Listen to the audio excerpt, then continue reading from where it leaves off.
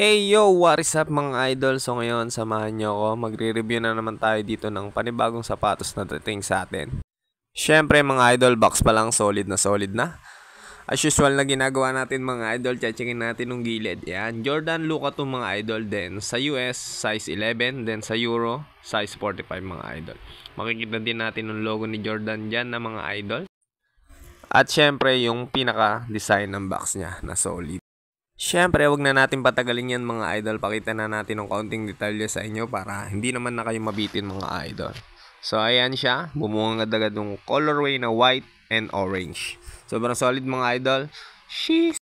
At ayun nga mga idol, di na natin yung papatagalin pa. Sisimulan na agad natin yan sa top view. Ayan. Meron tayo dyan sa bump na line pattern mga idol.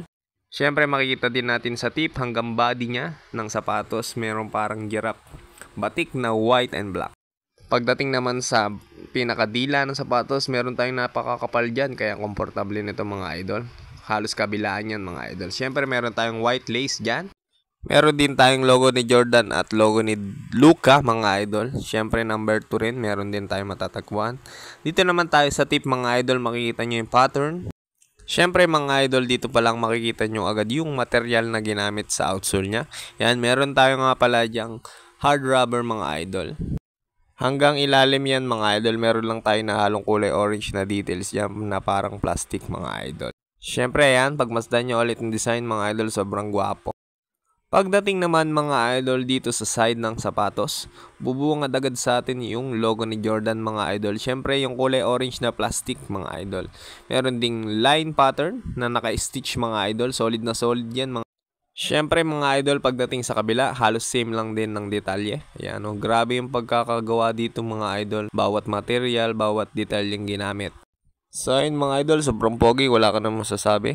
Galing ng pagkakahalo ng colorway nito.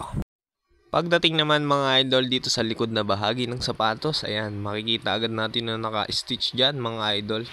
Siyempre meron din tayong black and white na colorway. At pagdating nga sa ilalim, ito na nga yung sinasabi kong material na hard rubber mga idol. Siyempre meron tayong line pattern at dagdag mo pa yung logo ni Jordan na napaka-solid.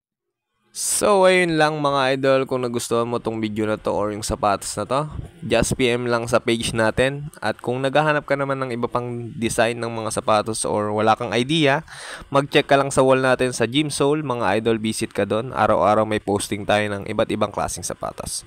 So ayun lang mga idol, PM lang, huwag kang mahihiya. Sheesh!